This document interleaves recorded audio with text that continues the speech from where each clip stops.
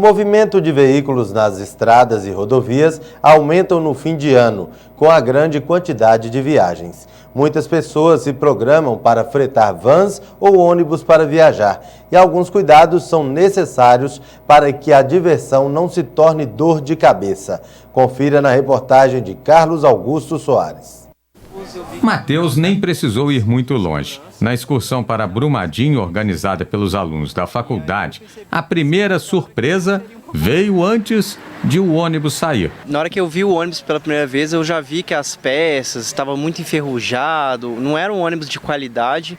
E quando, para minha surpresa, quando eu sentei, eu vi que o ônibus não tinha cinto de segurança, né, para fazer uma viagem. Isso tem que ser necessário, né? A situação ficou ainda pior quando o ônibus, em mau estado de conservação, teve que passar por locais de difícil acesso. Teve um momento crítico da viagem que o ônibus começou a descer, né? Ele estava freando, ele não aguentou o número de passageiros, estava freando e estava descendo. Aí até que alguém resolveu descer do ônibus para sair para o peso sair, né? Neste fim de ano, os ônibus e vans costumam lotar as estradas.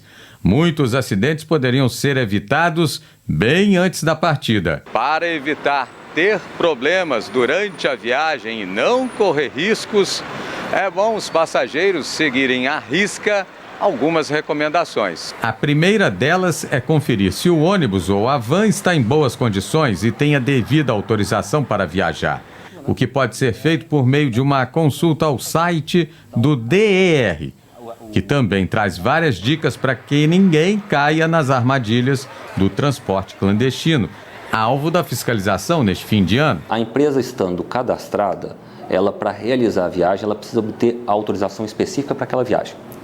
Ela, tendo aquela autorização, o que ela vai informar na autorização? Qual que é o itinerário, qual que é o veículo que ela vai utilizar, pode ser que essa empresa possua mais veículos, então ela informa qual o veículo que ela vai utilizar naquele deslocamento e ela fornece a relação de passageiros que estarão naquele veículo naquele momento. Essa relação é muito importante até para a questão do seguro. Num eventual problema, acidente, as seguradoras exigem, inclusive, conferem se a relação de passageiros, né, se aquele passageiro ele estava devidamente relacionado. E é bom também ficar de olho nos pacotes e promoções oferecidos. Toda vez quando vai viajar, a Carla, que adora uma trilha na mata, faz uma pesquisa detalhada na hora de escolher a melhor opção. O primeiro passo é pesquisar mesmo, né? A agência, sobre os turistas também, né? Reputação. E o segundo ponto, eu acho interessante pesquisar se a agência é registrada, né? No cadastro, que também isso é muito importante. E também o transporte, né, para ver se ele é legalizado. Esta agência é especializada em ecoturismo e faz roteiros para 40 destinos em Minas e no litoral fluminense.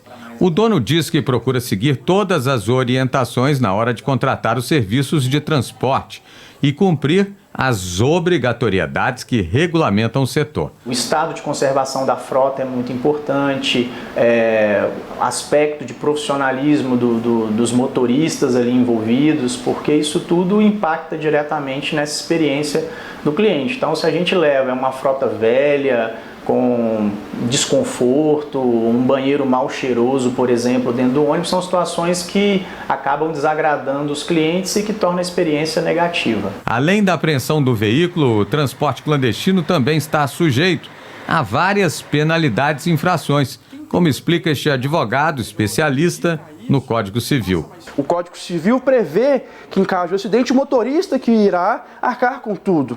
Então, pensa o seguinte, ocorreu uma tragédia, uma fatalidade, ou não, você só se machucou, você quebrou um braço e você precisa trabalhar numa segunda-feira. Você precisa ter a segurança que uma empresa vai ter um seguro, que ela vai ter um transporte de qualidade, um transporte seguro para te levar até a viagem. A viagem tem que ser marcante no ponto positivo, não pode ser marcante no lado negativo.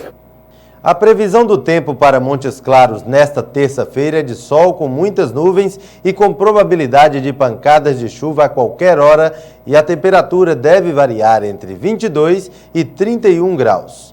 A seguir, saiba a diferença entre casamento e união estável.